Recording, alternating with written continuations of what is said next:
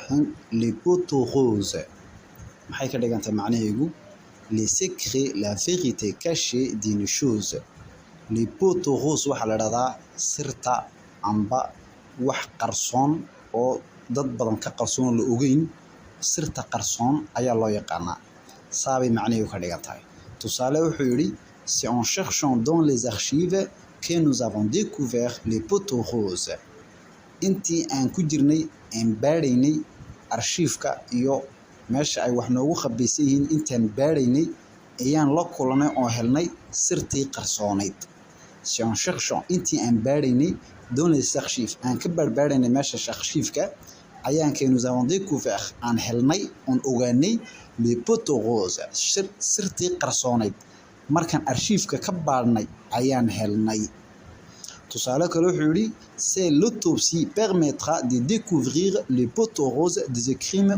odieux kaliya baaritaan la baaro oo qofkan dhintay jirkiisa la baaro baa lagu ogaan karayaa sirta qarsoon ee dilka qofkan la dilay ee folxun dhimashadan folxun ee qofka la dilay kaliya waxa lagu ogaan karayaa marka la sameeyo autopsie baaritaan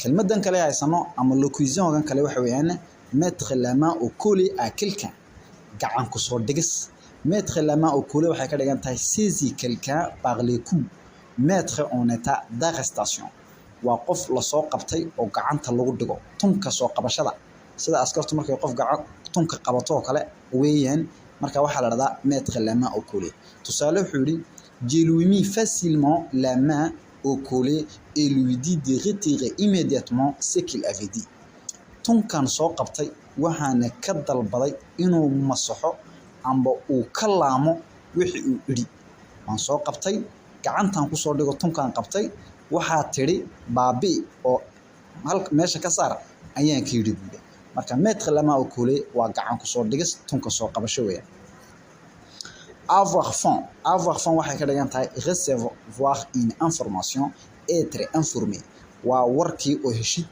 soo ogaasho warhelis weeyaan tusaale wuxuu yiri ils ont dit avoir faim que quelque chose s'est préparé alors ils ont changé ce soir tous les gardes et tous les sentinelles wuxuu yiri ils ont dit avoir faim warragan warbay heleen warbaa la siiyey oo way ogaadeen oo waxay heleen ay ogaadeen que quelque chose s'est préparé inay waxyaabo la maleegayo ama wax ay dhacayaan ayay war heleen oo way ka war heleen kadib maxay sameeyeen ils ont changé ce soir tous les gardes waxay caawa bedeleen ragii gaarka ku qornaa oo dhan bay bedeleen ee tous les sentinelles iyo ragii sentinelka fuushana ee gaarka fuushana ayay bedeleen waa sida ciidan laba ciidan oo cadow isku ah qolo ayaa warkii heshay ama waa loo soo basaasay sida doonaya ku hesho way heleen markii warka heleenna wixii ay diyaariyeen oo dhan ayay bedeleen markaas avoir faim waa war helis ogaasho weeyaan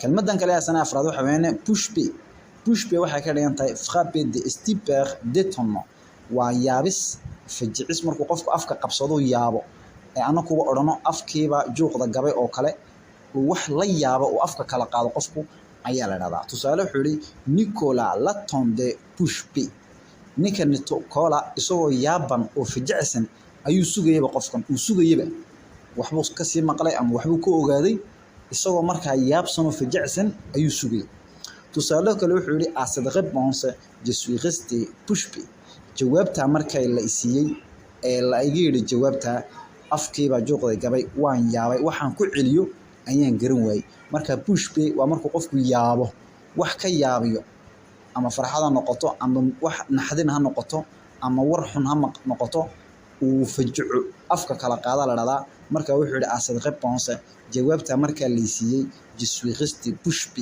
yaabkiiba iga dhamaaday afkii baan kala qaaday kelmadan kale shanaad waxa weeyaan séance tenante waxay ka dhigan tahay immédiatement aussitôt sans retard sida imika isla markiiba ka dhigan tahay tusaale wuxuu yiri nous arrête a été remplacé séance tenante par l'ancien marseillais Titi Camara ninka Nazare isla markiiba waxa lagu bedelay ninkii la oran jiray Titi Camara oo ahaa ancien marseillais waa ninkii u dhashay magaalada Marseille ayaa isla markiiba lagu bedelay waa sida marka ciidan ama askari jarnaal uu dhaadhaco uu isla markaaba jarnaal kale uu qabto ama marka ay arrin dhacdo isla markaaba xal la keeno waxa la dhahdaa séance tenante waa aussitôt ayay ka dhigantay. kelmaddan kale lixaad waxa weeyaan être sur les dents. être sur les dents waxay ka dhigan tahay la diyaariyey, la howlgeliyey, la shaqo geliyey. être en pleine activité, mobilisé bay ka dhigan tahay. tusaale wuxuu yidhi la police est sur les dents pour arrêter les fugitifs de prison. booliiskii baa la howlgeliyey oo la shaqo geliyey, booliiskii oo dhan baa saru taagan si ay u soo qabtaan les fugitifs de prison, ragga ka baxsaday jeelka si loo soo qabto. ciidankii oo dhan baa la howlgeliyey. marka être sur les dents howlgashan shaqadii oo dhan ku dhaqaaqay bay ka dhigantay. kelmadda kale toddobaad waxa weeyaan tirer les marrons du feu. tirer les marrons du feu waxay ka dhigan tahay être celui qui tire profit de la situation. waa qofka wax ka faa'iideysanaya ee isaga faa'iido ugu jirto. waxbaa dhacaya ama dagaal baa jira ama waxbaa jira, qofka macaasha isagu faa'iidada ay ugu jirto ayaa loo isticmaalaa tirer les marrons du feu. tusaale wuxuu yidhi c'est elle qui tire les marrons du feu. war arrintan ama waxan waxa ka faa'iidayo faa'iido ugu jirtaa waa qofkan weeyaan. matalan dagaalkeena amba dhibaatadeena waxa ka macaashay waa qofkan weeyaan. tusaale kale wuxuu yidhi tu te rends pas compte que c'est Nicolas qui va tirer une fois de plus les marrons du feu. war kama warqabtid in mar kale oo labaad uu ninka Nicolas la leeyahay uu ka faa'iidi doono oo isaga unba mar labaad macaashi doona oo arrintan isaga faa'iido ugu jirtay warka ma haysid ayuu ka leeyahay. kelmaddan kale sideedaad waxa weeyaan très pour très. très pour très waxay ka dhigan tahay exactement fidèlement. waa sidii waxba laga bedelin. tusaale wuxuu yidhi il ressemble wuxuu u eg yahay à son père aabihii très pour très. meeluu kaga duwan yahay ma jirto, wuxuu u eg yahay très pour très. waa isagii oo la soo jeexay aabihii buu eg yahay.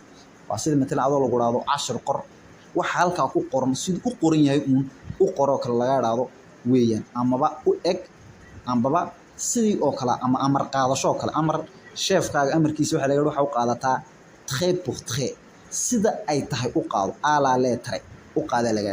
marka fidèlement ayay ka dhigan tahay, exactement way ka dhigan tahay. kelmaddan kale ama locution kale sagaalaad waxa weeyaan mariage blanc. mariage blanc waxa weeyaan mariage non consommé. waa carooska ay dadku isguursadaan laakiin ay aqal gelin, waxaa la dhahdaa mariage blanc. waa labadii qof carooska u dhacay ama meel kala dheer bay joogaan ama dadkooga isku dhisay ku isla joogin.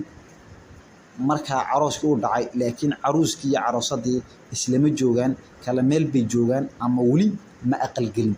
waxa la dhahdaa mariage blanc. tusaale wuxuu yidhi Nicolas et Juliette. Nicolas iyo Juliette waxay yeesheen un mariage en blanc. caroos aan weli la aqal gelin ayay qaabsadeen, ayay diyaarsadeen. marka weli carooskoogu u dhacay laakiin iyo kuma kulmin, iskuma imin. waa mariage blanc baa la dhahdaa. kelmaddan kale tobnaad waxa weeyaan avoir une longueur d'avance. waxay ka dhigan tahay dépasser ses concurrents. waa ku dhaafis, ka horeynis. waxaan odhanaa matalan qofkaasi waxaabuu igaga horeeyaa, waxaasi waxaabuu kaga horeeyaa, saabay ka dhigan tahay. marka waxaa la dhahdaa avoir une longueur d'avance. tusaale wuxuu yidhi Airbus. shirkadda la dhahda Airbus ee diyaaradaha soo saartay reer Yurub a une longueur d'avance. waxay ka horeysaa sur Boeing. shirkadda kale la dhahda Boeing ee Maraykanku leeyahay iyaduna ayay ka horeysaa.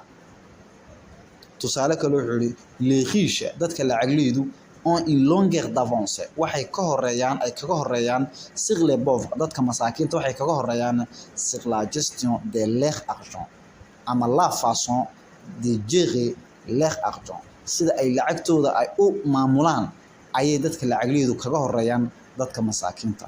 oo waayo qofka lacagleydu lacagtiisa uu maalgeliyaa, wax lacag u dhalanaya buu ka sameeyaa, ka kale maskiinkuna lacagtiisa uu cunaa marka weligiiba wuxuu ku dhamaysanaya noloshiisa inuu wax cuno, wuxuu maalgelin ma jiro, uu shaqaynin cimrigiisa. marka avoir une longueur d'avance waxay ka dhigan tahay saas, wayna kaga horeeyaan bay ka dhigan tahay. marka waxa kelmadan kale waxa weeyaan coup d'éclat. Coup d'éclat waa action démarche qui doit causer beaucoup de bruit. waa buuqa iyo qaylada waxa dhaliya ama buuq iyo qaylo ay ka dhalato rabshad oo kale ayaa la coup d'éclat. tusaale wuxuu yiri son coup d'éclat lui valut d'être nommé lieutenant général et de prendre le commandement de la ville. ninkan buuqiisii iyo qayladiisii waxay u suurtagelisay in loo magacaabo lieutenant général in laga dhigo nin lieutenant laga dhigo gaashaanle ah de prendre le commandement uu qabsadana maamulka de la ville magaalada ayuu suurta gashay. marka buuqiisii iyo qayladiisii arintaas ayuu suurta gashay. sida markay dad mudaharaadaan oo kale amba ay qaylo sameeyaan oo kalena waxa la yiraahdaa coup d'éclat. tusaale kale wuxuu yiri les syndicats des ouvriers ragga sindikada ee shaqaalaha u dooda on fait un coup d'éclat.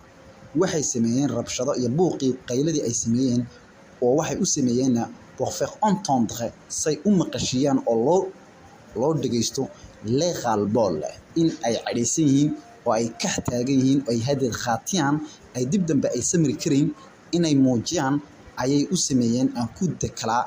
rabshad iyo qaylo buuq bay sameeyeen si ay u tabsadaan waxay codsanayaan oo waxay sameeyeen ay loo dhageysto les ras-le-bol. ras-le-bol waxa la yiraahdaa markuu qofku wax ay ku badato wax hadda la qaadi kari waayo oo uu noqdo khaatiyaan billahi ayaa la yiraahdaa ras-le-bol. marka si ay u muujiyaan cadhadooda ras-le-bol inay ka yihiin oo hadda ay wadi kareen oo sida in si laga bedela ay tahay si u muujiyaan ay u sameeyeen un coup d'éclat.